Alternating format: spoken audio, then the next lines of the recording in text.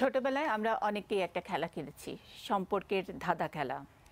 এ ভালোবাসে বিকে, বি সিকে পছন্দ করে, এর প্রতি আগ্রহ সি এর। একদিন এ আর সি হাত ধরলো, এমনি নানান গোলমেলে সম্ভাব্যতা, যোগাযোগ আর স্টিরিওটাইপ পরিণতি মিলিয়েছিলে আমরা প্রশ্ন করতাম, এবার বলো কার সাথে কার কি সম্পর্ক। বাংলাদেশের নৌবহরে দুটি সাবমেরিন যুক্ত হবার কথা শোনার পরপরই পাশের দেশের প্রতিবেশীরা এ নিয়ে মানে অনেকটা এরকম আলোচনার মধ্যে সম্পর্কের নানান রকমের টানাপোড়েন নিয়ে কথা বলছিলেন। In military diplomacy with Bangladesh in a far more focused manner than what we have done. এদিকে যুব মহিলা লীগের সম্মেলনে বাংলাদেশের প্রধানমন্ত্রীর স্পষ্ট উচ্চারণ, খুব ভারত বিরোধী কথা। আমার প্রশ্ন, 2001 সালে নির্বাচনের আগে যখন আমেরিকান কোম্পানি আমাদের গ্যাস বিক্রি করতে চাইলো ভারতের কাছে, দেশ গ্যাস কিনবে, এই ভারতের কাছে গ্যাস বিক্রির মুচলেখা দিয়েছিল কে? খালেদা জিয়া, সেই তো দিয়েছিল। এখানে যে রয়ের প্রতিনিধি, সে তো হাওয়া ভবনে বসেই থাকতো, আমেরিকার অ্যাম্বাসির লোক হাওয়া ভবনে বসেই থাকতো। এই সমস্ত খেলা বহু তারা খেলে এসছে। তাদের কোনো দেশপ্রেম না, তাদের দিলে তো ছিল প্যারে পাকিস্তান। আমরা জানি আগামী মাসে ভারত সফরে যাচ্ছেন শেখ হাসিনা। আমরা তিস্তা করছি ভারত চায় সিকিউরিটি সহযোগিতা। এরই মধ্যে মোদির উত্তরপ্রদেশ জয়, মমতার কিছুটা দুর্বল অবস্থা, সাউথ চায়না সি বা চীনের যেই জলসীমার স্ট্র্যাটেজিক কৌশল, যেটাকে আমরা বলি স্ট্রিং অফ পার্ল, সেগুলো একটু গুছিয়ে আনা ইত্যাদি সব কিছু মিলে অনেকটা যেন সেই খেলার মতো, সেই ধাঁধার মতো এ বি সি এর ত্রিমাত্রিক সম্পর্কের মতো হয়ে দাঁড়িয়েছে বাংলাদেশ চায়না ভারত সম্পর্ক।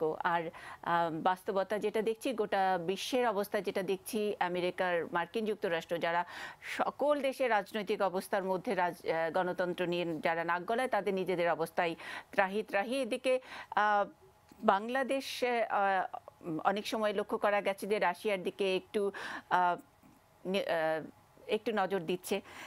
সেখানে সম্প্রতি আরও একটি নতুন দেশকে স্বীকৃতি দিয়েও রাশিয়া কিছুটা একটু ভ্রু কুঁচকে তাকিয়েছে বাংলাদেশের দিকে।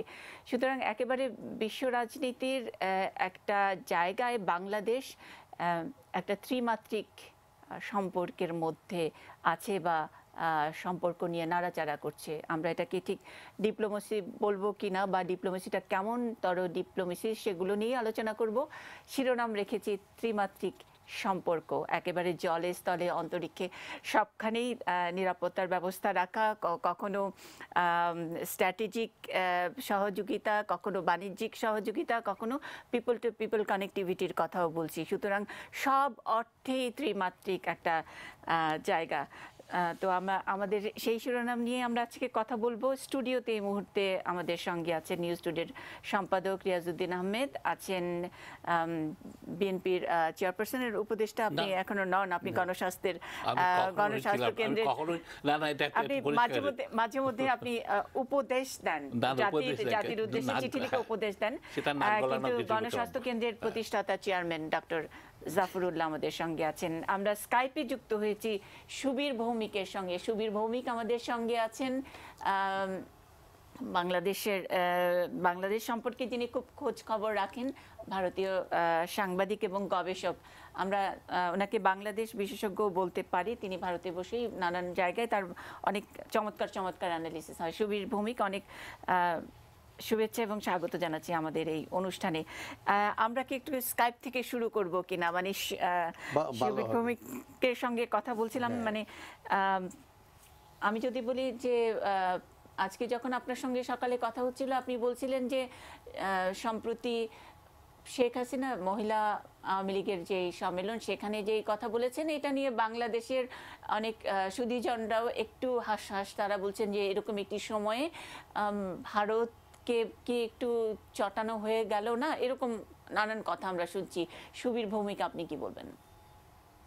না, আমার ধারণা যে উনি একজন বিচক্ষণ রাজনীতিবিদ এবং উনি ভারতের উপর একটা চাপ সৃষ্টি করার জন্যই এই ধরনের কথা বলেছেন। আর উনি যে কথাগুলি বলেছেন এটা আমি খুব জোরালো ভাবে দাবি করতে পারি যে আমি ব্যাপারগুলি ওই সময় জানি। ওই উনি একটা কথা ভুল বলেননি এই ব্যাপারে, যেগুলি বলেছেন একটা কথাও ভুল বলেননি।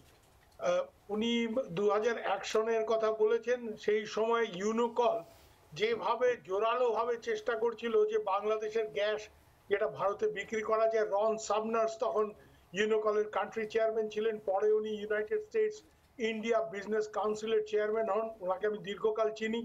উনি প্রথম থেকেই বলে আসছিলেন যে Bangladesh does not have a market for this gas, এখানে যা গ্যাস পাওয়া গেছে এটা লার্জার মার্কেটে যেতে হবে, তা এবং তাকে কেন্দ্র করেছে বাণিজ্য। এবং সেই সময় রিলায়েন্স ভারতের তারাও খুব ইন্টারেস্টেড হয়ে পড়ে বাংলাদেশের গ্যাস নিয়ে। পরে সেই ইন্টারেস্টটা চলে যায় কারণ কাবেরী গোদাবরী বেসিন দক্ষিণ ভারতে, সেখানে তারা বিশাল গ্যাসের ভান্ডার পায় এবং তারপরে তারা বাংলাদেশের উপর নজর চলে যায়, বাংলাদেশ থেকে নজর তাদের সরে যায়। কিন্তু 2001 সনে তাদেরও নজর ছিল এবং সেই সময় ভারতের গোয়েন্দা বাহিনী নিয়ে উনি রকে নিয়ে যে কথা বলেছেন, দিস ইজ কারেক্ট। রয়ের যে টনি মাথুর তখন যে স্টেশন চিফ ছিলেন এবং তার বস জ্যোতি সিনহা, এরা প্রবলভাবে ইনভলভ হয়ে ভারত সরকারকে বোঝাবার চেষ্টা করলেন যে আমাদের শুধু আওয়ামী লীগ নিয়ে আমরা যেটা করি এটা ঠিক না। ব্রজেশ মিশ্র তখন ন্যাশনাল সিকিউরিটি অ্যাডভাইজার, উনি তো বললেনই যে we should not, India should not put all it's eggs in one basket in Bangladesh. এই নিয়ে অনেক বিতর্ক এখানে হয়েছে, তার মধ্যে আমি যেতে চাই না। আমি এইটুকুই বলবো যে শেখ হাসিনা যেটা বলেছেন ওটা উনি ভুল বলেননি, উনি রাজনীতি করেন, উনি যেভাবে বলেন সেটা একটা রাজনীতির ব্যাপার থাকতে হবে। Factually she is not incorrect. আর 2 নম্বর কথা যেটা, যে এই সময় উনি কেন বলছেন, আমার ধারণা যে উনি ক্ষমতায় আসার পর ভারত যা যা চেয়েছিল, ভারতের নিরাপত্তা জনিত যে শঙ্কা ছিল, উত্তর পূর্ব ভারতের গেরিলারা বাংলাদেশে ঘাঁটি গেড়ে অপারেট করছে, উনি সবটা অ্যাড্রেস করেছেন। উনি এদেরকে ধরে হয় ভারতের হাতে দিয়েছেন অথবা ওনার নির্দেশে বিভিন্ন বাহিনীর যে তৎপরতা, তার ফলে পরেশ বড়ুয়ার মতো লোকজনকে পালাতে হচ্ছে। পরেশ বড়ুয়ার বিরুদ্ধে, আলফা প্রধান পরেশ বড়ুয়া, আসামে কোনো মামলা নেই কিন্তু বাংলাদেশে সে মৃত্যুদণ্ড প্রাপ্ত, অর্থাৎ বাংলাদেশে তার লুকিয়ে থাকা মুশকিল। তো ফলে এই যে সিকিউরিটি ব্যাপার যেটা ইন্ডিয়া যেটা কনসার্ন ছিল সেটা উনি অ্যাড্রেস করেছেন। কানেক্টিভিটি কনসার্ন, বাংলাদেশের মধ্যে দিয়ে জিনিসপত্র আনা, বিশেষ করে উত্তর পূর্ব ভারতের জন্য। তো এখন উনি যা করার ভারতের জন্য করেছেন, ওনার যেটা প্রাপ্য, অর্থাৎ এই যে তিস্তা জলবন্টন চুক্তি বা গঙ্গায় যে ব্যারেজের প্রকল্প, এইগুলি নিয়ে ভারত এখনো ডেলিভার করেনি। এটা অবশ্য ভারত করতে চায় না তা নয়, ভারতের কেন্দ্রীয় সরকার সে কংগ্রেসের আমলেও সেটা চেয়েছে, আজকে মোদী সরকারও সেটা চায়। গোলমাল পাকিয়েছেন মমতা বন্দ্যোপাধ্যায়, পশ্চিমবঙ্গের মুখ্যমন্ত্রী। কিন্তু ব্যাপারটা হচ্ছে যে বাংলাদেশের অ্যাঙ্গেল থেকে, শেখ হাসিনার অ্যাঙ্গেল থেকে, বাবা এটা ভারতে তোমাদের ঝামেলার ব্যাপার, আমি তোমার জন্য এই করেছি, তুমি আমার জন্য এই করবে। আন্তর্জাতিক সম্পর্ক এর উপরেই চলে, এটা শুধুমাত্র একতরফা ভাবে তো চলতে পারে না। আমি তার জন্য রিসেন্টলি একটা লেখা লিখেছি যে pay back time, this is pay back time for India. এবং এই জন্য উনি এই যে ভারতের উপর একটা চাপ সৃষ্টি করার জন্য আমার ধারণা যে এই ধরনের একটা কথা বলেছেন। এবং এখানে একটা জিনিস মেলে, 2001 সনেও ভারতে বিজেপি ক্ষমতায় ছিল, আজকেও বিজেপি ক্ষমতায় আছে এবং আজকে বিজেপির অবস্থা অনেক ভালো, কারণ বাজপেয়ী অনেক কোয়ালিশন লোকজনের উপর নির্ভরশীল ছিলেন। হ্যাঁ, তার কোয়ালিশন সরকারে একসময় মমতা বন্দ্যোপাধ্যায় নিজেই ছিলেন, রেলমন্ত্রী ছিলেন। পরবর্তী সময় মনমোহন সিং এর যে সমস্যা ছিল, আজকে কিন্তু মোদির অবস্থা বিশেষ করে উত্তরপ্রদেশের নির্বাচনের পর অনেকটাই ভালো। তো তাতে আমরা পরে আসব। কিন্তু উনি এই 2001 সনের যে ব্যাপারটা বলেছেন, আমার মনে হয় ভারতের ওপর উনি ওনার সফরের আগে একটা চাপ সৃষ্টি করার জন্য এই ধরনের কথা বলেছেন, যাতে ভারত তার যে কথাবার্তা, তার যে প্রমিস, তার যে বক্তব্য, সেটা যাতে ভারত অক্ষরে অক্ষরে পালন করে, তার জন্য উনি একটা চাপ সৃষ্টি করার জন্য এই কথাগুলি বলেছেন বলে আমার ধারণা। জি, সুবীর ভৌমিক, আমি শুনবো আপনার কাছে আরো অনেক শুনবো, আপনি পুরোটা সময় জুড়ে আমাদের সঙ্গে থাকবেন। আমরা একটু শুনতে চাই এটা চাপ সৃষ্টি করবার জন্য। এই জায়গায় একটা প্রশ্ন করতে পারি কিনা? জি, অবশ্যই আপনি প্রশ্ন করতে পারেন। সুবীর ভৌমিক, আপনি শুনছেন রিয়াজউদ্দিন আহমেদ আপনাকে একটা প্রশ্ন করবেন। আমি একটা প্রশ্ন করতে চাই আপনাকে। এটা বাংলাদেশে কথা হচ্ছে যে বাংলাদেশ আজকে 2টি সাবমেরিন কমিশন করেছে এবং চায়নার থেকে সাবমেরিনগুলি এনেছে। এইটা নিয়ে ভারতের সাথে একটা মন কষাকষি চলছে এবং ভারত জোর দিচ্ছে শেখ হাসিনার সফরের সময় একটা ডিফেন্স চুক্তি করার জন্য, বাংলাদেশ চাচ্ছে তিস্তা চুক্তি করার জন্য। এই ব্যাপারটা আপনি একটু মন্তব্য করবেন? সুবীর ভৌমিক, আমি আরেকটু সাহায্য করতে চাই। রিয়াজউদ্দিন আহমেদ যে প্রশ্ন করলেন তার প্রশ্নের বিপরীতে আমাদের কাছে কিছু ডকুমেন্টও আছে।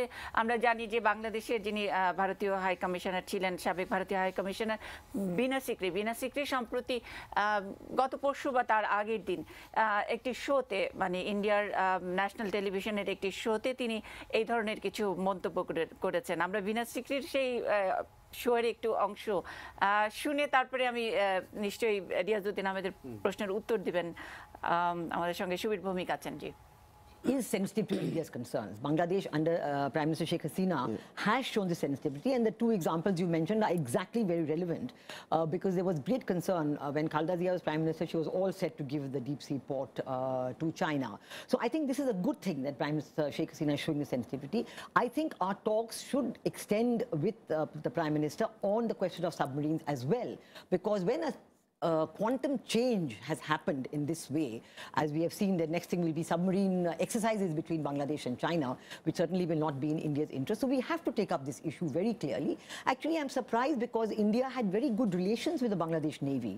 And even though when the relations with the Bangladesh Army were very difficult, as long as the Prime Minister was Khaleda Zia, but with the Navy and the Air Force, it was really good. So I don't know how this has suddenly been changed, this quantum leap, how it suddenly happened and how we did not forecast it. But we need to take it up very seriously. Subir Bhowmik. আমি বিনা সিকরির সাথে একদমই একমত হতে পারছি না এই ব্যাপারে। তার কারণ হচ্ছে উনি যেটা বলছেন এটা টিপিক্যাল একটা ইন্ডিয়ান অ্যালার্মিস্ট ভিউ পয়েন্ট বলে আমার ধারণা। আমি নিজে আশা করি আমার মিলিটারি বা এইসব ব্যাপারে যতটা আমি লেখাপড়া করি, আমি হয়তো এই ব্যাপারগুলি বিনা সিকরি থেকে একটু ভালো জানি। উনি রাষ্ট্রদূত থেকে থাকতে পারেন, ফরেন সার্ভিসের অফিসার, ডিপ্লোম্যাট। দেখুন, বাংলাদেশ যে প্রথম কথা হচ্ছে যে বাংলাদেশ চীন থেকে সাবমেরিন কিনেছে। প্রশ্ন হচ্ছে এখানে যে ইন্ডিয়া যদি মনে করে যে এইসব জিনিস ইন্ডিয়ার থেকে কেনা উচিত, ইন্ডিয়া তো নিজের নেভির জন্য আন্ডার P-51 স্কিম আমাদের যা প্রয়োজন, আমরা এতদিন সাবমেরিন ইম্পোর্ট করেছি, রাশিয়ান সাবমেরিন এনেছি। আজকে আমরা যে সাবমেরিন কিছু কিছু নিজেরা বানাবার চেষ্টা, সেটা তো আমার নেভির জন্যই করছি, ইটস নট ফর এক্সপোর্ট। আজকে ইন্ডিয়া এখনো মোস্টলি ইম্পোর্ট করে মিলিটারি হার্ডওয়্যার। তো ইন্ডিয়া নিজে যেখানে মিলিটারি হার্ডওয়্যার প্রডিউস করেন এবং কোটি কোটি টাকার মিলিটারি হার্ডওয়্যার বাইরের থেকে কেনে, নেভি তুলনামূলকভাবে এখন ইন্ডিজেনাইজেশনের দিকে যাচ্ছে। ইন্ডিয়ান নেভি তাদের অনেক জিনিসপত্র, অনেক মানে জাহাজ, অনেক বোট ইন্ডিয়াতে তৈরি হচ্ছে, but that's for Indian navy. বাংলাদেশকে সাপ্লাই করার মতো অবস্থা তো ইন্ডিয়ার নেই। আজকে যদি বাংলাদেশ নেভি বলে যে আমাকে 3টে ডেস্ট্রয়ার বানিয়ে দাও তুমি, ইন্ডিয়ান নেভি নিজের রিকোয়ারমেন্ট ফুলফিল করে বাংলাদেশকে সেটা সাপ্লাই করতে করতে 10 বছর লাগবে। তো তার জন্য কি বাংলাদেশ নেভি অপেক্ষা করবে নাকি? তার নিজস্ব ক্যাপাবিলিটি বিল্ড আপ করার একটা ব্যাপার আছে। সুবীর ভৌমিক, ব্যাপারটা বোধহয় তা নয়। মানে যেটা হলো যে আসলে ইন্ডিয়া থেকে কিনলো নাকি রাশিয়া থেকে কিনলো, তার চেয়েও বড় কথা এরকম একটি সময়ে বাংলাদেশের জলসীমায় 2টি সাবমেরিন। আমরা তো জানি যে সাবমেরিন আসলে পৃথিবীর, এটা বাংলাদেশ 40তম দেশ এখানে, এবং এরকম একটি স্ট্র্যাটেজিক জায়গা যেটা বলছি, এবং চীন হলো সব ধরনের সহযোগিতা দিচ্ছে। আমরা জানি বাংলাদেশ নৌবাহিনীর অফিসাররা প্রায় 150-র উপরে অফিসার 3 মাসেরও বেশি সময় ধরে সেখানে প্রশিক্ষণ প্রাপ্ত হয়েছে। তার মানে যে আমরা বলছি যে স্ট্রিং অফ পার্লের যেই কথা, সেটা ইন এ ডিফারেন্ট ওয়ে, সেটা জি সুবীর ভৌমিক। না, এই স্ট্রিং অফ পার্লটা এটা একটা আমেরিকান ইনভেনশন, এবং এটাকে এই আমেরিকান কিছু মিলিটারি থিওরিস্ট এই ব্যাপারটাকে আমাদের এই জায়গায় এনে ভারত আর চীনের মধ্যে একটা গোলমাল হোক, এবং চীনের সাথে ভারতের যত গোলমাল হবে তত তারা অস্ত্র বিক্রি করবে। মুন্নি, একসময় ভারত বেশিরভাগ তার মিলিটারি হার্ডওয়্যার রাশিয়ার থেকে, কিন্তু আজকে সেই জায়গাটা আমেরিকা নিয়েছে। এবং আমেরিকান একজন স্টেট ডিপার্টমেন্টের ডিপ্লোম্যাট, তার বইটা আমার সামনে এখানে রয়েছে, উনি পরিষ্কারই বলছেন যে ভাই, India is a major ordinance market. তো ভারত একটা অস্ত্র বিক্রি করার একটা বড় জায়গা। তাই জন্য এই যে স্ট্রিং অফ পার্লস ইত্যাদি, এগুলি কিন্তু আমেরিকান কনসেপ্ট। স্ট্রিং অফ, ওরা বলতে চাইছে যে চীন এই যে পাকিস্তানে গোয়াদার, হাম্বানটোটা শ্রীলঙ্কায়, যদি সোনা দিয়া হতো তাহলে সোনা দিয়া, এবং মারমায় চকপিউ, এই করে ভারতের চারিদিকে একটা মালার মতো, একটা মুক্তোর মালার মতো কতগুলি বন্দর তৈরি করছে, যেখানে চীনের নৌবাহিনী এবং সাবমেরিন বাহিনীর একটা অবাধ বিচরণ হবে। তাতে করে ভারতের সিকিউরিটি বা নিরাপত্তার জন্য একটা বড় টেনশন, বড় রকমের সমস্যা তৈরি হবে। কিন্তু চীন তো একই কথা বলে। চীন বলে যে ভারত আমেরিকার এই যে এশিয়া পাইভট, যেটা চীনকে ঘেরার পরিকল্পনা, ভারত তাতে পা দিয়েছে, এবং ভারতের সাথে আমেরিকার যে লেমুয়া বা লজিস্টিক্স মিলিটারি এগ্রিমেন্ট হয়েছে, তাতে করে আমেরিকান বাহিনী সব বিমান নৌবাহিনী সবার একটা অবাধ ব্যাপার, ভারতে বিভিন্ন বেস ইউজ করতে পারবে, এরকম একটা অবস্থা তৈরি হচ্ছে। তো আমরা যে ভয়টা পাই, মানে ইন্ডিয়ান সিকিউরিটি প্ল্যানার্সরা যে ভয়টা পায় যে আমাকে চীন ঘিরছে এইসব করে, এবং এই বাংলাদেশকে সাবমেরিন দেওয়াটা তার অংশ। বাংলাদেশকে সাবমেরিন দেওয়াটা আমি একদমই মনে করি না যে এটা চীনের উদ্যোগে ব্যাপারটা হয়েছে। বাংলাদেশ নিজে মনে করেছে তার সাবমেরিন প্রয়োজন, তার সাথে ইন্ডিয়ার সাথে ভালো সম্পর্ক থাকতেই পারে, বা ইন্ডিয়ার সাথে যুদ্ধ না, বার্মার সাথে কিছুদিন আগেও আমরা দেখেছি নৌবাহিনীর একটা সংঘাতের অবস্থা তৈরি হয়েছিল। তো বাংলাদেশ কেন সাবমেরিন কিনবে? বাংলাদেশ একটা সভারেন কান্ট্রি, এটা তার ব্যাপার। এবং এটাকে যদি ইন্টারপ্রেট করা হয় যে এখানে চীনের একটা বড় খেলা হচ্ছে, আমি এটার সাথে একদমই একমত না। এবং তার বড় প্রমাণ হচ্ছে যে বাংলাদেশ যখন মনে করেছে যে, প্রথমে তো কথা হয়েছিল যে ডিপ সি পোর্ট যেটা, সেটা চায়নাকে দেওয়া হবে সোনা দিয়ে। চায়না ইনসিস্ট করে সবখানে এই ধরনের প্রজেক্টে তাদের লেবার পাঠাবে, এবং তাদের যে terms and condition of their loans, এটা বাংলাদেশ একটা sovereign country, it's a proud sovereign country, and we are also as Bengal is very proud of ইট।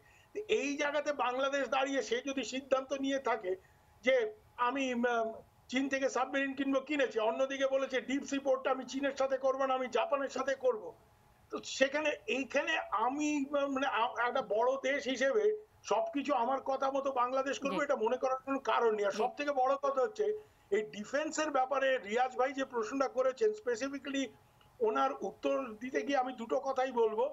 এক হচ্ছে যে বাংলাদেশ, ভারত যেটা বলছে যে একেবারে 25 বছরের ডিফেন্স প্যাক্ট করো, বাংলাদেশ বলছে আমরা ব্যাপারটা একটা শুরু করতে চাই, একটা জায়গায় আমরা এমওইউ দিয়ে শুরু করতে চাই, তারপরে ব্যাপারটা দুটো দেশের মিলিটারির মধ্যে সম্পর্ক কিভাবে এগোয় সেটা দেখে উত্তর ইন এ ফেজড ওয়ে, একটা ফেজে ধাপে ধাপে আমি এটা একটা যদি এগ্রিমেন্টের জায়গায় যাওয়ার প্রয়োজন হয় সেটা করব, it's fine.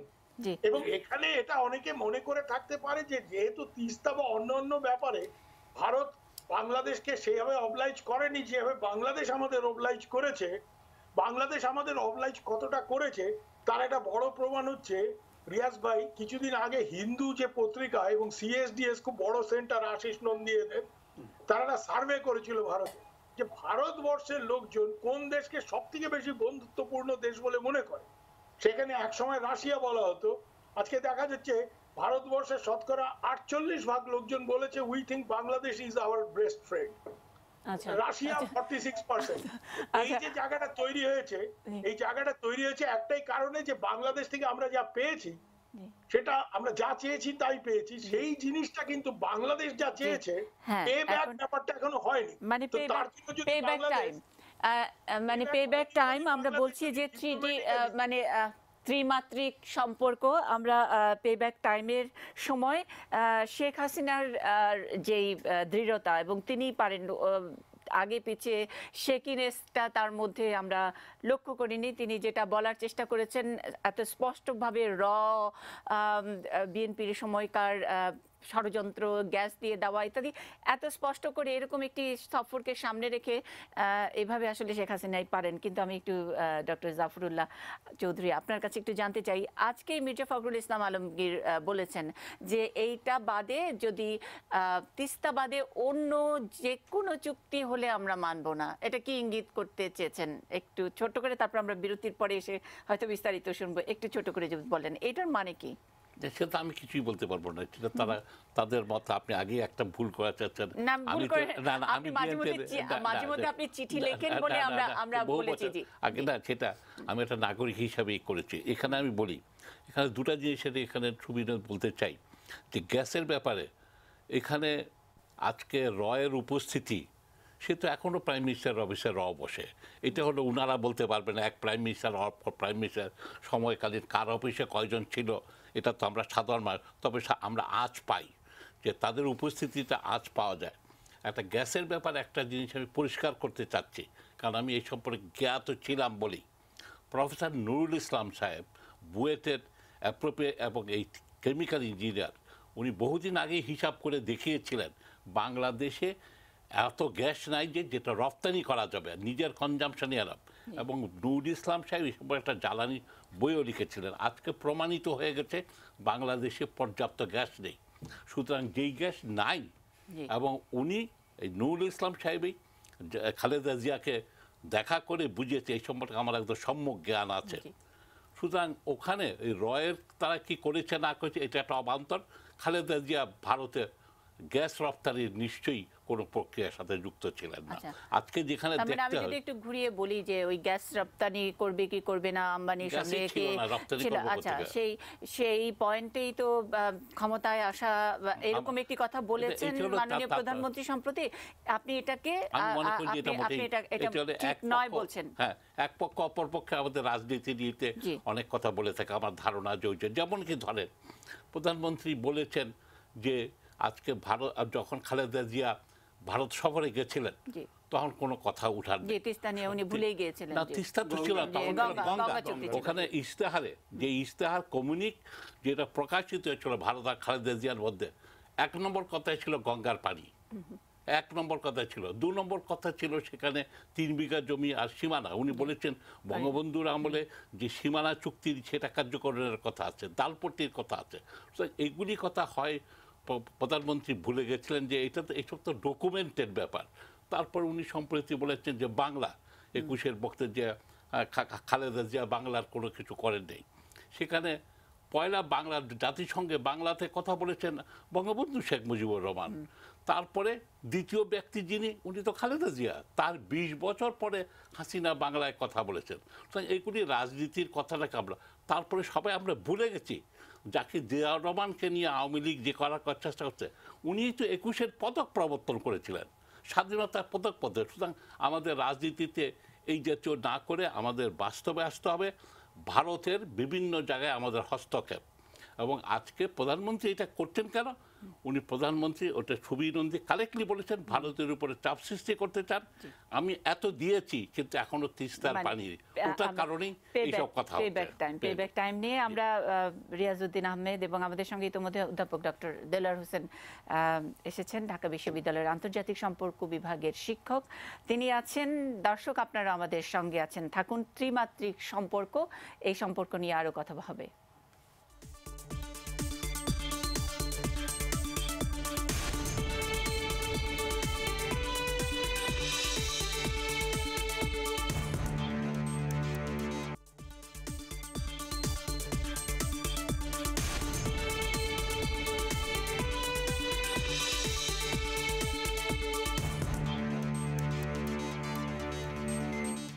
News hour extra দেখছেন, ত্রিমাত্রিক সম্পর্ক আমাদের আজকের শিরোনাম। সঙ্গে আছেন ঢাকা বিশ্ববিদ্যালয়ের আন্তর্জাতিক সম্পর্ক বিভাগের শিক্ষক অধ্যাপক ডক্টর দেলোয়ার হোসেন, নিউজ টুডের সম্পাদক রিয়াজউদ্দিন আহমেদ, এবং আছেন গণস্বাস্থ্য কেন্দ্রের প্রতিষ্ঠাতা চেয়ারম্যান ডক্টর জাফরুল্লাহ চৌধুরী। আমরা সরাসরি স্কাইপে যুক্ত হয়েছি ভারতীয় সাংবাদিক সুবীর ভৌমিকের সঙ্গে। তিনি এতক্ষণ অনেক চমৎকার তথ্য আমাদেরকে দিচ্ছিলেন। পে ব্যাক টাইম, আমরা যে কথাটি বলছিলাম, রিয়াজউদ্দিন আহমেদ কি বলবেন? পে ব্যাক টাইমের এটা কি একটা চাপ যেখানে শেষ করেছেন ডক্টর জাফরুল্লাহ?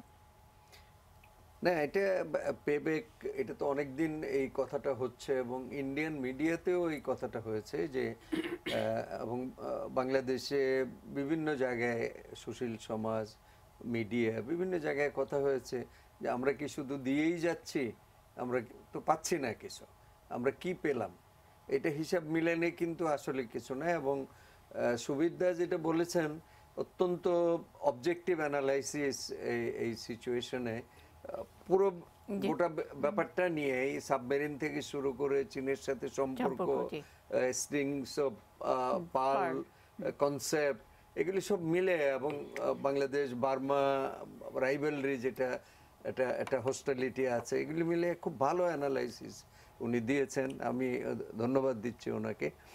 আমি যেটা বলতে চাই সেটা হলো বাংলাদেশ এই পেব্যাক ইন্ডিয়া কিভাবে করবে, এটা ইন্ডিয়া ওদের মতো করে করবে। ইন্ডিয়া একটা বড় কান্ট্রি, এখানে আমরা তাদেরকে চাপ সৃষ্টি করে, যেটা উনি বলেছেন যে চাপ সৃষ্টি করার জন্য এটা বলেছে। ভারত চাপ চাপ অনুভব করবে কিনা এটা হলো কথা। আমরা চাপ দিতে পারবো, অনুভব করবে কিনা, এত বড় এত জায়ান্ট একটাই মানে দেশ, তারা আমাদের কাছে আমরা কি চাপ দিতে পারবো ওদেরকে, অনুভব করবে কিনা, অনুভব করবে কিনা চাপটা, যেটা উনি বললেন যে প্রাইম মিনিস্টার অফিসে বসে থাকতো, আমাদের নির্বাচন মানে ফলাফল ঠিক করে দিয়েছে ওনারা। এইটাও আমার কাছে একটা বিলো ডিগনিটি মনে হয়েছে আমার কাছে, একটা জাতি মানে আমি একজন নাগরিক হিসেবে। বাংলাদেশের রাজনীতি, বাংলাদেশের ক্ষমতার পালাবদল, এগুলি কি ভারত থেকে নির্ধারিত হয়? এটা কি নতুন নাকি? মানে বাংলাদেশে তো সবসময় মনে হয় যে ক্ষমতায় থাকতে হলে ভারতকে জমা খরচ দিয়ে থাকতে হবে। এই আলোচনা তো আমরা মনে হয় 1000 বার আমরা সবসময়, কিন্তু এটা আমরা এটাও বলেছি বারবার যে এইটা আমরা মানে জাতি হিসেবে আমরা নিজেদেরকে খুব ছোট করে ফেলি, যে আমরা বলি সাবমেরিন কেনার সময় বলি যে আমরা সভরেন, ভোটের সময় আমরা বলি যে ভারত ঠিক করে দিবে কাকে ক্ষমতায় বসাবে। এটা কি কথা? এটা তো হতে পারে না। কিন্তু এখন এই সাবমেরিন কেনা বা ভারতের রিঅ্যাকশন বা ভারতের সিভিল সোসাইটি যেভাবে রিঅ্যাক্ট করেছে, আপনি নিশ্চয়ই ফলো করেন, এই কেন আসলে চায়নার সহযোগিতায় চাইনিজ সাবমেরিন সেখানে আসলো, তারা তাদের নিরাপত্তার বিষয়টিও তো অনেক গুরুত্বের সঙ্গে দেখে। সেই জায়গায় ভারতের মতো, যেমন বিনা সিক্রের যিনি মন্তব্যটিকে আমি একটু আমি একটু বলতে চাই, উনি বলেছেন যে গুড রিলেশন, এবং একটা ডিফারেন্ট নোটে বলেছেন যে অ্যাজ ইফ ভালো সম্পর্ক তো তারা আমাদের আছে, তাদের এত বড় মানে দুঃসাহস, তারা চায়না থেকে এরকম সাবমেরিন নিয়ে চলে আসলো, আমাদেরকে একটু হুমকির মধ্যে ফেলেছে। বাংলাদেশের প্রধানমন্ত্রীর এই যে এই সাহসিকতা, মানে আমরা অনেক সময় বলি যে ক্ষমতায় আসতে হলে, ক্ষমতায় থাকতে হলে ভারতকে একটু পাত্তা দিয়ে চলতে হবে, কিন্তু উনি অনেক কিছুই পাত্তা দিলেন না।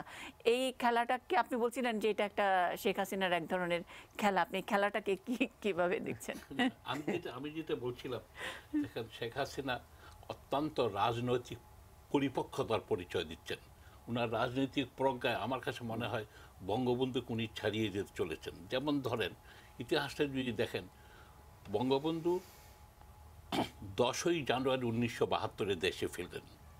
উনি ভারতে পা দিয়ে, যে কথা আমি রিপিট করতে চাচ্ছি, উনি ওখানে ইন্দিরা গান্ধী উনি বলেছিলেন আমি মুসলমান, তারপর আমি বাংলাদেশি। ওনার পরে যুক্তি হলে কবে ভারত আমার এখান থেকে সেনাবাহিনী প্রত্যাহার করবে। আজকে তৎকালীন সময়েও ওনার শেখ মুজিবের সময়ও এবং পরবর্তী সময়েও এখানে উলফাদের ট্রেনিং বাংলাদেশে বহাল ছিল। একমাত্র হাসিনাই, এই হাসিনার সরকারই, এটা কিন্তু একটা রাজনৈতিক উন্নয়নের জন্য উনি কেবল তাই না, হয়তো আমাদের জাতীয় এটাতে যেভাবে ভারত চলছে ওটা এভাবে চললে আমাদের জাতির স্বার্থহানি হবে, তাহলেও কিন্তু আমি দেখি অত্যন্ত রাজনীতি। তারপরে কি করলেন উনি আমার নিরাপত্তার জন্য যেখান থেকে আমি ভালো মনে করি সেখান থেকে উনি এটা ফ্রান্স থেকে আনলেন না, অমুক থেকে আনলেন না, আনলেন চায়না থেকে। এটাও কিন্তু এক রকমের কথা। তা এটা আর কোন সময় উদ্বোধন করলেন? উনি আর ভারতে যাবার কিছু আগে। কেননা আমাকে দীর্ঘদিন ধরে তুমি তিস্তার পানি দেবে বলছো, নানা মিষ্টি কথা বলছো, তোমার কাছ থেকে আমি ট্রানজিট ফি নেই, এত কিছু করেছি। আমরা কিন্তু আসলে ভয়ানক ভালো নেইবারের পরিচয় দিয়েছি। সুতরাং এটা তার একটা চাপ। তারপরে আরও মনে করিয়ে দিয়েছে আমি একলা চালিয়ে হবে না, বাংলাদেশের মানুষের মধ্যে তোমাদের কারণে, ভারতের কারণে আমরা কিন্তু আসলে ভারত বিদ্বেষী মোটেই না, কিন্তু ভারতের ব্যবহারের কারণে জনগণের মনটা একটু ওদিকে। এবং উনি ইঙ্গিত করেছেন তুমি যদি এটা না নাও, খালেদা জিয়া ওইটাই ব্যবহার করবে, তাতে তোমার লাভ হচ্ছে। এইসব কিন্তু রাজনৈতিক পরিপক্কতার ব্যাপার। এখন আমার মতে ওনার ফাইনাল পরিপক্কতা আমি দেখতে চাচ্ছি উনি একটা সুষ্ঠু নির্বাচন দেওয়া। ওনার অবস্থা কিন্তু এখন আগের চেয়ে অনেক ভালো হয়ে গেছে। উনি সুষ্ঠু নির্বাচনও কিন্তু উনি জয়ী হতে পারেন। মানে আপনি বলছেন যে একটা পরিপক্কতা এবং এটা এক ধরনের খেলা। আমি একটু ডক্টর দেলোয়ার হোসেনের কাছে জানতে চাই যে এই খেলাটা কতখানি রিস্কি খেলা, মানে এই খেলাটা আন্তর্জাতিক সম্পর্কের ক্ষেত্রে। না, আমি এটাকে খেলা বলছি না, কারণ খেলা আসলে একটা এটা ঠিক যে পররাষ্ট্রনীতির জায়গাতে অনেক সময় গ্রেট গেম এর কথা বলা হতো এক সময় সেই আফগানিস্তান বা এই অঞ্চলের গুরুত্বের কারণে। তো পররাষ্ট্রনীতির মধ্যে যারা খুবই বাস্তববাদী তারা এক ধরনের বিশ্ব রাজনীতিকে মানে স্ট্রাগল ফর পাওয়ার বা একটা খেলা হিসেবে দেখে, সেটা অন্য বিষয়। কিন্তু ভারত বাংলাদেশ সম্পর্কের জায়গাতে এখন যে বিষয়গুলো সামনে চলে আসছে এটি কিন্তু ঠিক 5 বছর আগেও সেইভাবে চিন্তা করা হয়নি। আজকে চীনকে নিয়ে ভারতের যে ধরনের উদ্বেগ সেটি কিন্তু মানে অবাক করা বিষয় এই জন্য যে চীনের সঙ্গে আমাদের সম্পর্ক অনেক পুরনো এবং চীন থেকে আমরা অস্ত্র নিয়ে আসছি, ডিফেন্স একটা কোঅপারেশন এগ্রিমেন্ট আছে এবং চীনের সঙ্গে আমাদের সম্পর্কের জায়গাটা কিন্তু একই সঙ্গে ভারতের সঙ্গে আমাদের সম্পর্ক আমরা যদি দেখি যে গত 8 বছর প্যারালালি কিন্তু আমাদের সম্পর্ক আপনার এক্সপান্ড করেছে এবং সম্পর্ক একেবারে একটা অত্যন্ত উঁচু পর্যায়ে আছে। সেখানে কিন্তু চীনের সঙ্গে সম্পর্কটাকে কোনোভাবেই ক্ষতিগ্রস্ত করে না। কিন্তু আমরা লক্ষ্য করছি যে ভারত গত 5 বছর ধরে তাদের পররাষ্ট্রনীতির জায়গাতে একটা বড় পরিবর্তন এসছে, সেটা হচ্ছে চীনকে তারা তাদের রাইভাল হিসেবে তারা দেখছে এবং চীনের সঙ্গে তাদের যে এক ধরনের প্রতিদ্বন্দ্বিতা একটা বৈরিতা তৈরি হয়েছে সেটা তারা প্রতিবেশী রাষ্ট্রগুলোর উপর একটা ইম্পোজ করতে যাচ্ছে, চাপিয়ে দিতে যাচ্ছে। এই চাপের এই চাপিয়ে দেওয়ার জায়গাটা হয়তোবা আমি জানি না, আমি খাটো করে বলছি না, নেপাল, ভুটান বা অন্য কোনো রাষ্ট্রের ক্ষেত্রে তারা তাদের ব্যাপারটা দেখবে, কিন্তু এটি কিন্তু বাংলাদেশের উপর চাপিয়ে দেওয়ার ব্যাপার না। বাংলাদেশ কিন্তু এই ধরনের বিষয়কে কখনোই প্রশ্রয় দেয়নি।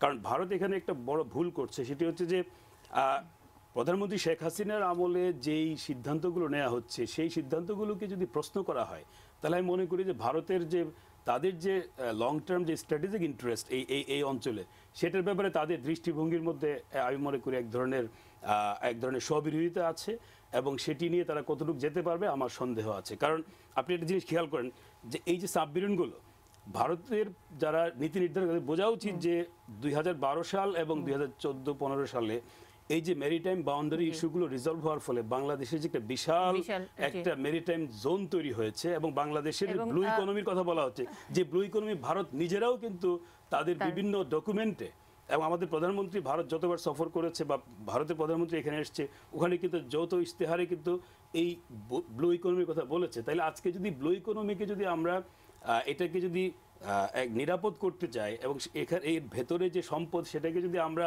আহরণ করতে চাই তাহলে তো এখানে আমাদের ভারতকে আমরা এখানে কোনো মানে হুমকি হিসেবে দেখছি না। কিন্তু মিয়ানমারের যে আচরণ যদি আমরা দেখি, আমরা যদি এর বাইরে আমরা বিবেচনা করি তাহলে আমাদের তো সেই অধিকারটা আছে, কারণ এই যে একটি বিশাল সমুদ্র সীমানা এর মধ্যে তো আমাদের মিয়ানমারের সঙ্গে মানে অনেকবারই তো এক ধরনের টেনশন গিয়েছে এবং এই টেনশন তো অব্যাহত থাকবে আমাদের। এই যে একটা সামগ্রিকভাবে আমাদের যে কম্পালশনগুলো যেই ধরনের বাধ্যবাধকতা তৈরি হয়েছে আমাদের, সেটা হচ্ছে আমাদের একটা অপরচুনিটি তৈরি হয়েছে, আমাদের একটা নতুন বাস্তবতা তৈরি হয়েছে। সেই বিষয়টিকে আমার ধারণা ভারতের নিশ্চয়ই তাদের যে নীতি নির্ধারকদের একটা অংশ এটাকে তারা একটু ভুল ভাবে ব্যাখ্যা করছে অথবা বুঝেও তারা হয়তো একটা চাপ সৃষ্টি করছে, যেটি আমি মনে করি যে বাংলাদেশের ক্ষেত্রে আমি মনে করি যে এটি এক ধরনের কূটনৈতিকভাবে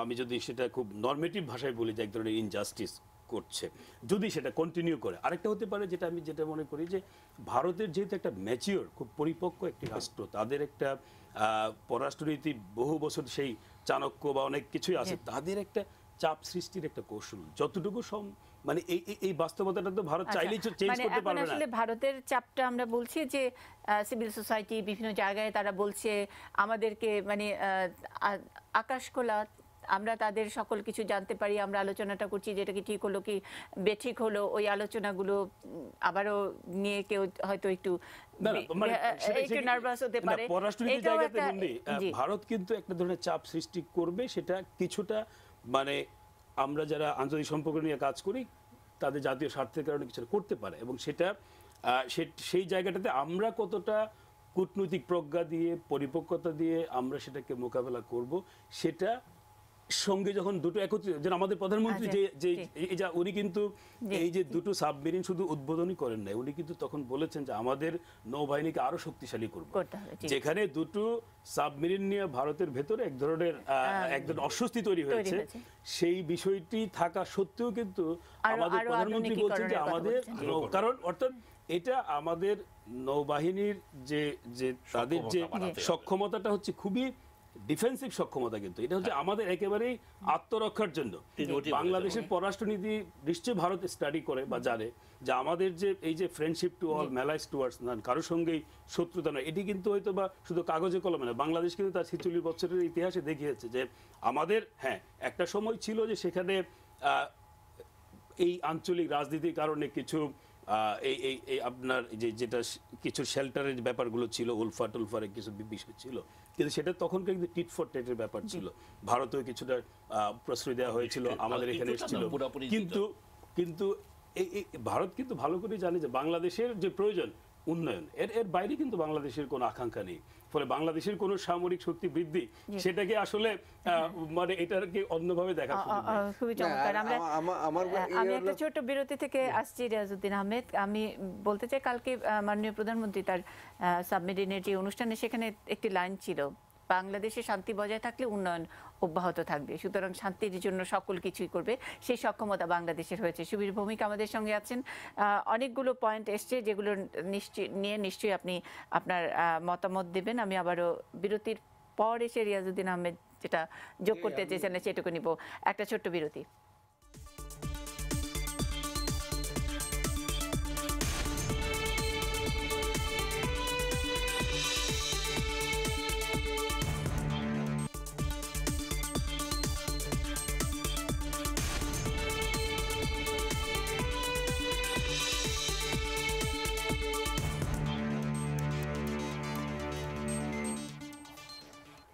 ত্রিমাত্রিক সম্পর্ক আমাদের আজকের নিউজ আওয়ার এক্সট্রার শিরোনাম। একজন দর্শক অনেকক্ষণ ধরে ফোনে আছেন, একটি প্রশ্ন করবেন মনে হয়। হ্যালো।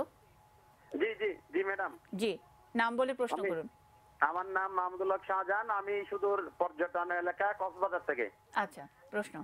আমি জাফরুল্লাহ স্যার প্লাস আমার সিনিয়র যারা স্যারেরা আছে, আমি একটু জানতে চাচ্ছি।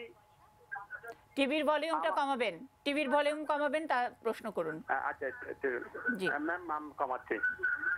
আমরা এখানে যারা আছি আমরা সবাই কাজ করি, দিনের বেলায় কাজ করি, চাকরি করি।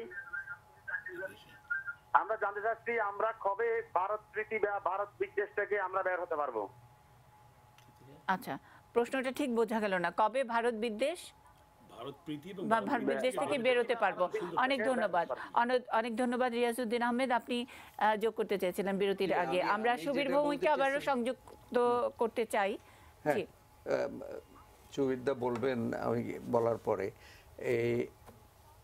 এই যে সাবমেরিন নিয়ে যে কথাগুলি হচ্ছে, যেটা বিনা সিকরি বললেন, এবং ভারতে এটা ব্যাপকভাবে আলোচিত হচ্ছে, বাংলাদেশ কেন সাবমেরিন নেবে। তো বাংলাদেশ দুইটাই সাবমেরিন নিয়ে কতটা শক্তি সঞ্চয় করেছে ভারতীয় নৌবাহিনীর কাছে, এটা কাউকে যদি কোনো ডিফেন্স এক্সপার্টকে বলা হয় তারা এটা হেসে উড়িয়ে দেবে। যে এটা আমার মনে আছে 1980-তে যখন ভারত তালপট্টিতে তাদের নৌবাহিনী পাঠিয়েছিল, তখন এটা নিয়ে ভারতের ভিতরে খুবই সমালোচনা হলো। ইন্দিরা গান্ধী ওয়াজ ফেসিং, আমি দিল্লিতে ছিলাম তখন, তো সেখানে প্রেস নোট দিল সাউথ ব্লক থেকে যে Indian frigate was threatened by Bangladesh gunboats. তো এই ব্যাপারটা কিন্তু এরকমই হয়ে গেল যে দুইটা সাবমেরিন বা ইন্ডিয়ার নেভাল ক্যাপাবিলিটি কত বেশি।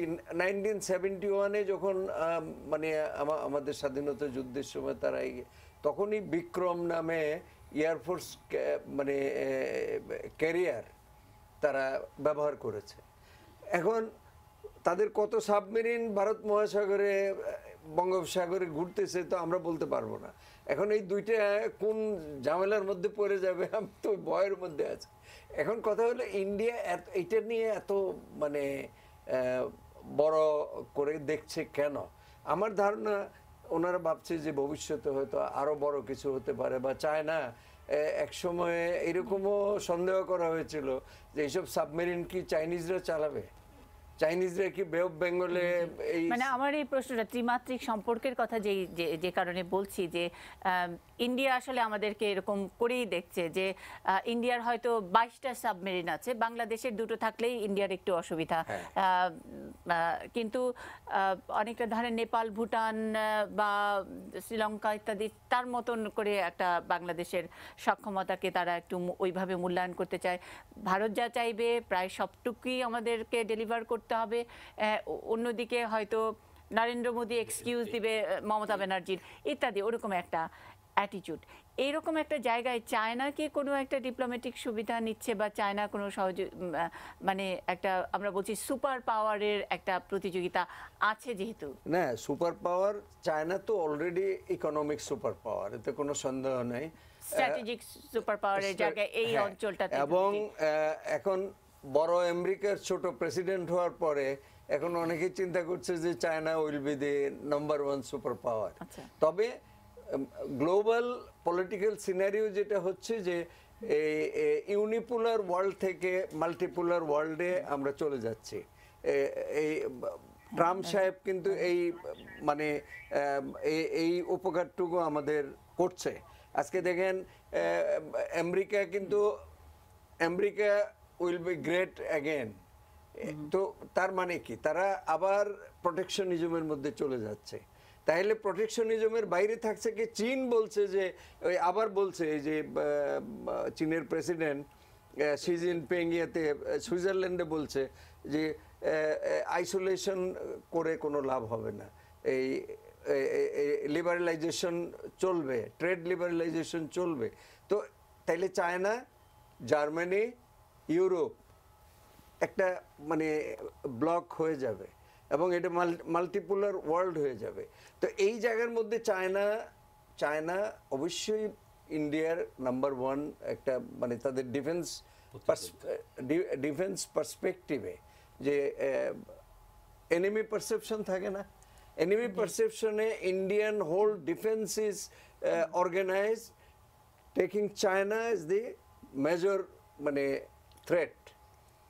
তো এই চায়নাকে নিয়ে তাদের তো মাথা ব্যথা আছে। এখন যেটা বলছিলেন দেলোয়ার সাহেব বলেছিলেন যেটা যে এই যে নাকি আপনি বলছিলেন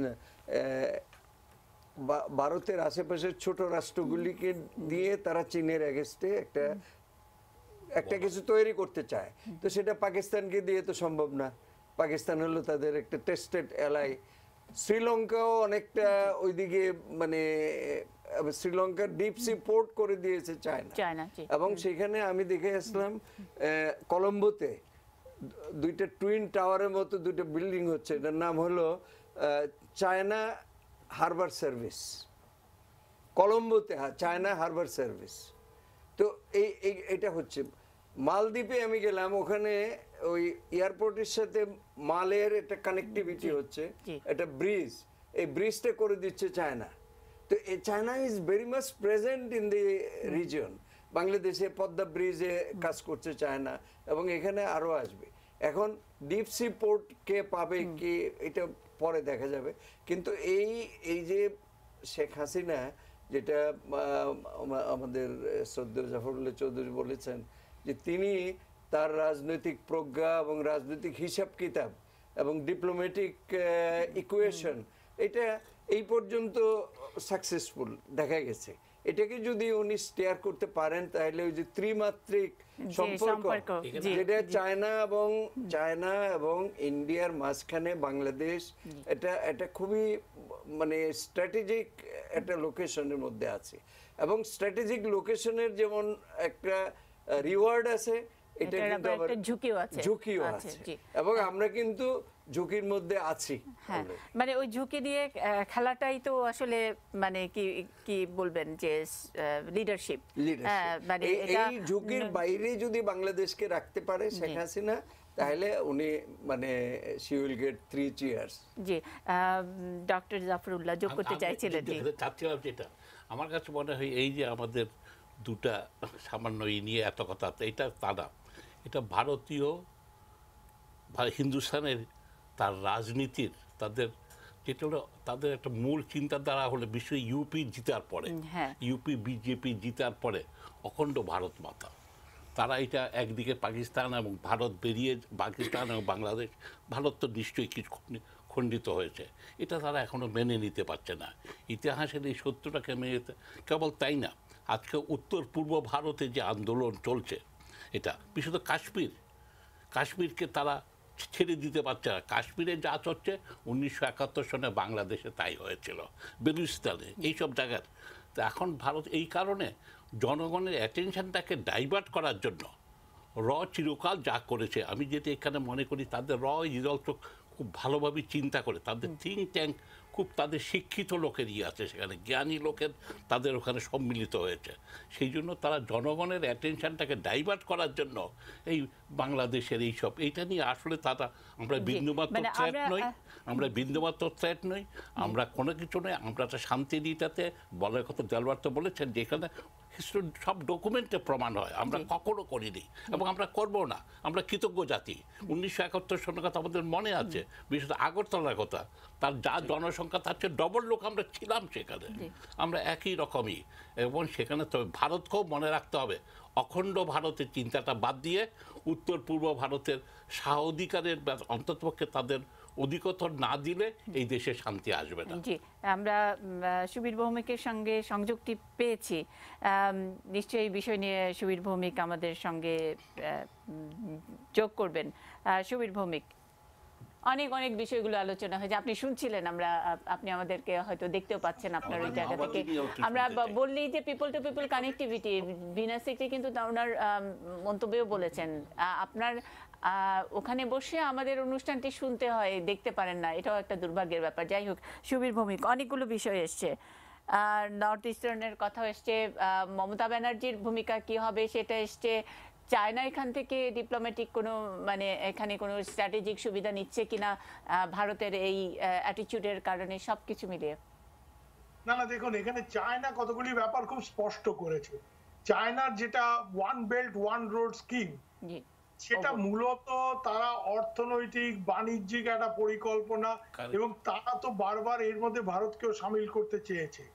আরো একটা কথা এখানে বলার বিষয়, সেটা হচ্ছে যেটা দেলওয়ার ভাই বলছিলেন, যে এই যে সাবমেরিন, এখন মিলিটারি একটা থ্রেট পারসেপশনের ওপর তারা একটা রিকোয়ারমেন্ট প্লেস করে গভর্নমেন্টের কাছে। সাবমেরিনের অর্ডার আজকে দিলে কি আজকে সাবমেরিন পাওয়া যায়? এই সাবমেরিনের অর্ডার আজকে দেওয়া হয়নি। এই সাবমেরিনের অর্ডারটা বাংলাদেশ যখন দিয়েছিল, তখন বাংলাদেশের নৌসীমানা নিয়ে, বিশেষ করে বার্মার সাথে একটা ব্যাপক সংঘাত 2013-তে। এটা সাবমেরিন তো আজকে আপনি অর্ডার দিলে আজকে পাবেন না। প্রথম কথা হচ্ছে এটা, যে সাবমেরিনের অর্ডার অনেক আগে দেওয়া হয়েছে, এবং আমি এটা বিশ্বাস করি না যে ভারত সেটা জানতো না, ভারত সেটা জানে। আজকে এটা নিয়ে একেবারে হই হই করার মতো কোনো কারণ হয়নি।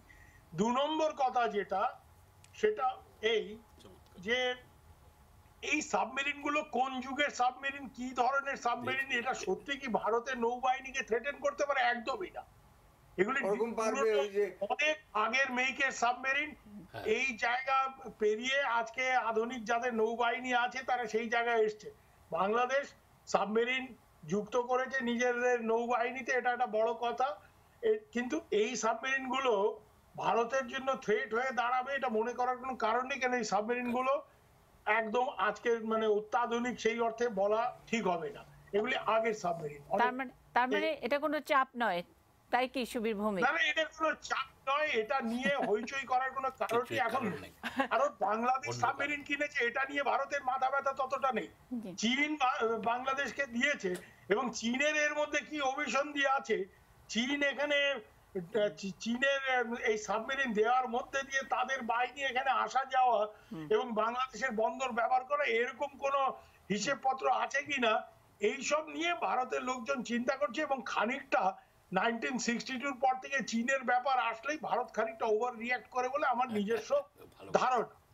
এই ব্যাপারে আমি আরো 2-1টা কথা বলতে চাই। যেমন ধরুন উত্তর পূর্ব চায়নার ইনভেস্টমেন্ট ভারতের সব জায়গায় যাচ্ছে। গুজরাটে মোদি যখন চিফ মিনিস্টার ছিলেন, হই হই করে উনি 4 বার চায়নায় গেছেন, যখন আমেরিকানরা ওনাকে ভিসা দিত না, এবং চীনের থেকে ইনভেস্টমেন্ট গুজরাটে এনেছে, মহারাষ্ট্রে এনেছে। কিন্তু আজকে যদি বেঙ্গলে বা আসামে আমি চাইনিজ ইনভেস্টমেন্ট আনার কথা বলি, দিল্লিতে 5টা লোকের 5 রকম পেটে মোচড় দিয়ে ওঠে। এই যে সমস্যাগুলো, তো তাহলে ব্যাপারটা কি না? আমি এটা জানি বলেই বলছি যে অয়েল ইন্ডিয়া আসামে বেসড একটা বড় অয়েল কোম্পানি ভারতবর্ষে, তার লোকজন এই খুব দ্রুত গতি সম্পন্ন, যেখানে প্রবাহ খুব দ্রুত, সেরকম নদী ব্রহ্মপুত্র, সেখানে এই রিগ এপার ওপার করার জন্য চাইনিজ কোম্পানিকে অর্ডার দেবে কিনা। তো অয়েল ইন্ডিয়ার চেয়ারম্যান আমার সেই বন্ধু ইঞ্জিনিয়ারকে ডেকে বলছে, আরে ভাই তোমার আমি নৌকরি জায়গা, মেরা ভি নৌকরি জায়গা, বল যাও। তো এইসব ব্যাপার আছে। এখন প্রশ্নটা হচ্ছে যে একটা ব্যাপার তো ঠিকই, 2014-এর ইলেকশন যখন বাংলাদেশে হয়, আমি আপনাদের স্মরণ করাই, তখন তো আপনি দেখবেন যে ভারত চীন এদের ভূমিকাটা একরকম ভূমিকা, রাশিয়া এদের ভূমিকা একরকম ছিল। তখন তো ভারতের সাথে আমেরিকার ঝামেলা হয়েছে, এবং বাংলাদেশ নিয়ে ভারতের সাথে আমেরিকার ঝামেলার ফলে ভারতের ওখানে একজন মহিলা কূটনীতিবিদ, তাকে কি ধরনের হেনস্থা করা হয়েছে সেটা আপনাদের নিশ্চয়ই মনে আছে। তাই জন্য এই ব্যাপারগুলি কোনো স্থির হয়ে থাকে না। তবে এটা দেলোয়ার ভাই ঠিকই বলছিলেন যে গত কয়েক বছরে এই আমেরিকার সাথে বেশি ঘনিষ্ঠতা ভারতের হওয়ার ফলে যে সমীকরণের পরিবর্তন হয়েছে, তাতে করে এই চীন থেকে সাবমেরিন কেনাটা নতুন করে দেখা হচ্ছে। কিন্তু এই চীনকে যখন এই অর্ডার দেওয়া হয়েছিল আজ থেকে 5-6 বছর আগে, তখন ভারতের সাথে চীনেরও সেই সম্পর্ক হয়নি। আর চীন সাবমেরিন বিক্রি করবে এখানে, আমি একটা কথা বলি, যখন বাংলাদেশ চীনকে এই সাবমেরিনের অর্ডার দিয়েছিল, সেই সময় এইসব জিনিস ভারত জানে না, ভারতের গোয়েন্দা ভারতীয় নেতাদের জানান না, এটা তো আমি মনে করি না। তো তখন তো ভারত কিছু বলেনি। আজকে হঠাৎ করে যখন ডেলিভারি না হচ্ছে, তখন এটা নিয়ে এত হইচই করার কারণটা কি? এবং এইটাকে আগামী এই আলোচনার মধ্যে বিনা সিকরি বলছেন একটা ইস্যু করা হোক, এগুলি ব্যাপার হচ্ছে অন্য কিছু না। এটা ডিপ্লোম্যাট একটা পয়েন্ট বার করে, আমি তোমাকে তিস্তার পানি দিতে পারলাম না এতদিন, সেটা দেওয়ার ইচ্ছে নেই, সেটা আমি বলছি। আমি তিস্তার পানি দেওয়ার ইচ্ছে নেই, মোদিরও ইচ্ছে আছে, মনমোহন সিং চেয়েছিল, কারণ এরা বাংলাদেশের গুরুত্বটা বোঝে। বাংলাদেশ যথেষ্ট শক্তিশালী দেশ, it's a very homogeneous country, এবং তার উপরে ভারতের উত্তর পূর্বাঞ্চলের নিরাপত্তার ব্যাপারটা অনেকটাই নির্ভর করে। এটা ভারত খুব ভালো করেই বোঝে। এই জন্য বাংলাদেশকে নিজের সাথে রাখতে হবে, এই গুরুত্বটাও বোঝে। আর পাকিস্তানের সাথে যুঝতে গেলে বাংলাদেশ ভারতের সাথে থাকলে ভারতের যথেষ্ট লাভ, এটা নতুন করে বলার কিছুই নেই। শিবির ভৌমিক, আপনিও থাকুন আমাদের সঙ্গে। একটা ছোট্ট বিরতি নিয়ে আসছি, আপনার কথা আরো শুনবো। আপনি বলছিলেন কথায় কথায় যে যে চাপের কথা বলা হচ্ছিল, এবং অনেক সময় একজন দর্শক ফোন করেছিল যে ভারত প্রীতি অথবা ভারত বিদ্বেষ, সেই জায়গা থেকে আমরা বের হব কিভাবে, এরকম একটি প্রশ্ন আমাদের প্যানেলিস্টদের কাছে করেছেন। আপনি বলছিলেন যে ভারত বুঝে গেছে শেখ হাসিনার মতো ন্যাশনালিস্ট আসলে আর কেউ নয়, সেটার একটুখানি ব্যাখ্যাও আমি শুনতে চাই আপনার কাছে। বিরতির পরে আবারও ফিরছি, থাকুন আমাদের সঙ্গেই।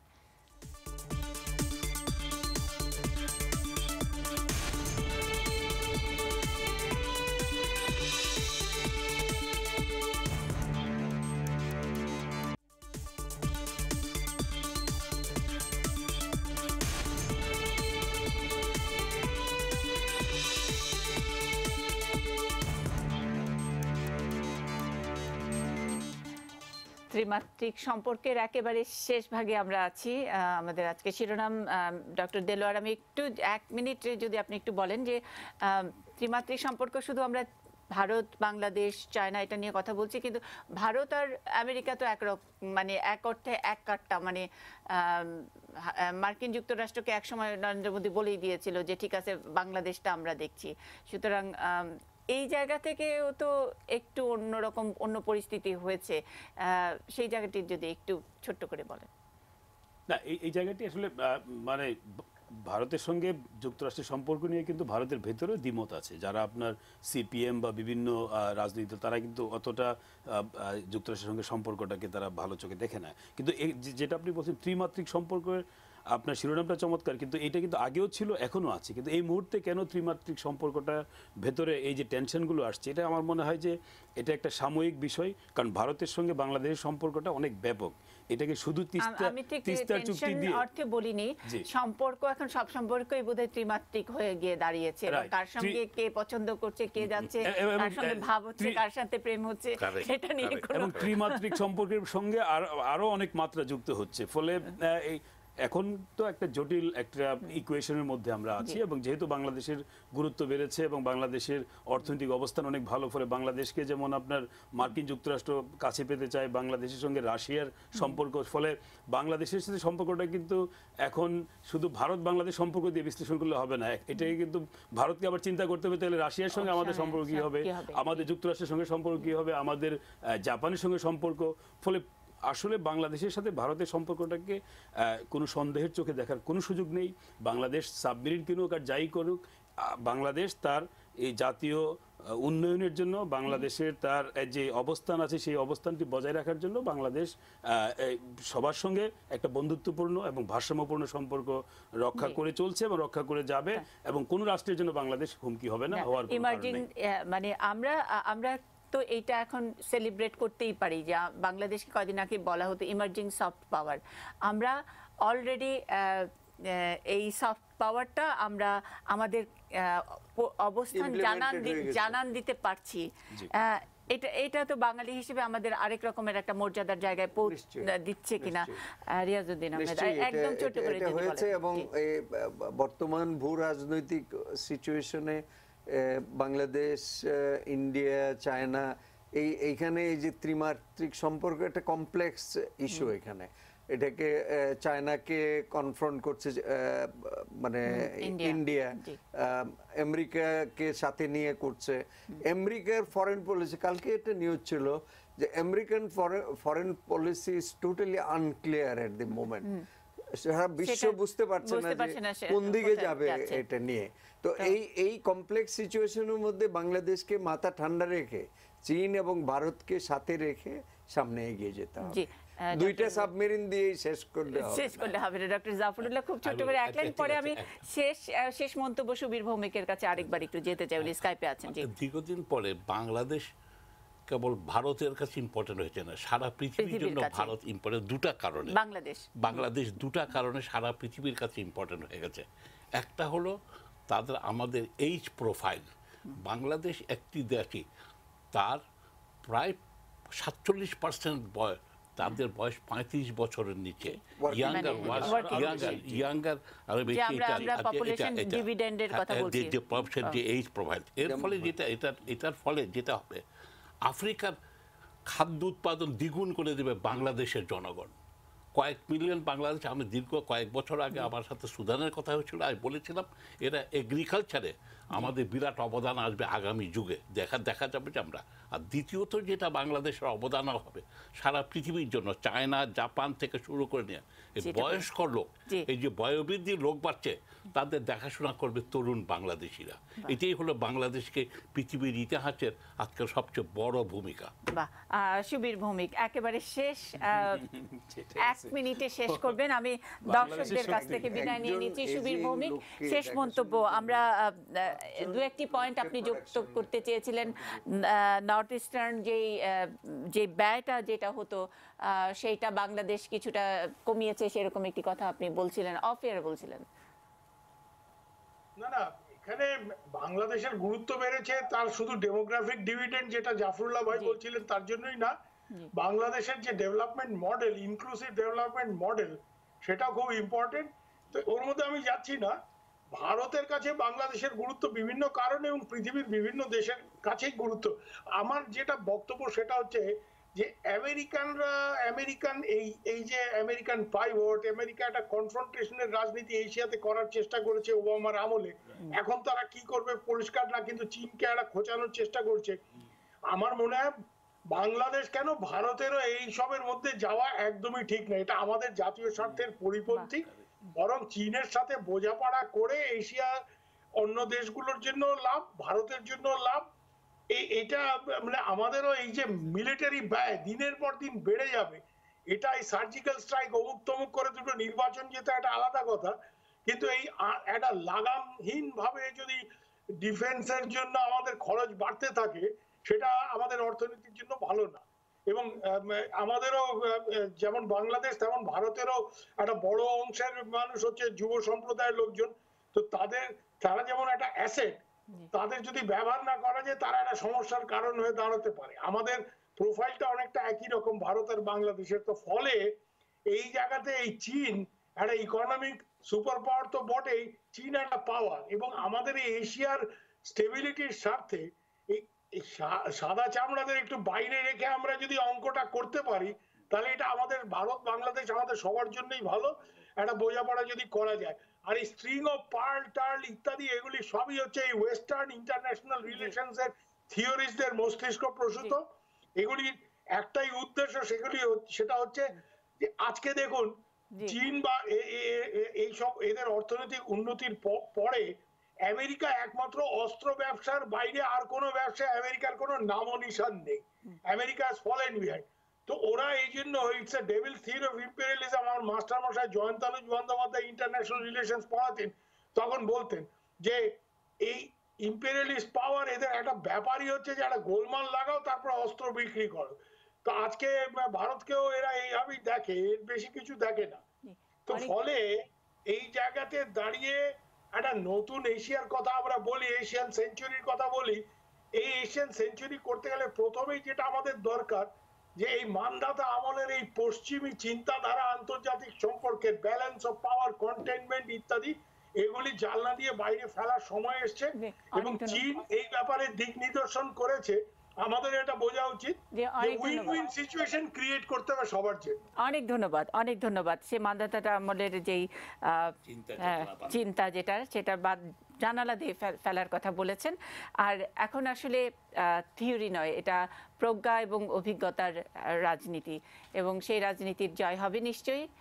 আমরা সবাই সেই জয়যাত্রার সামিল হতে চাই। ভালো থাকবেন সবাই।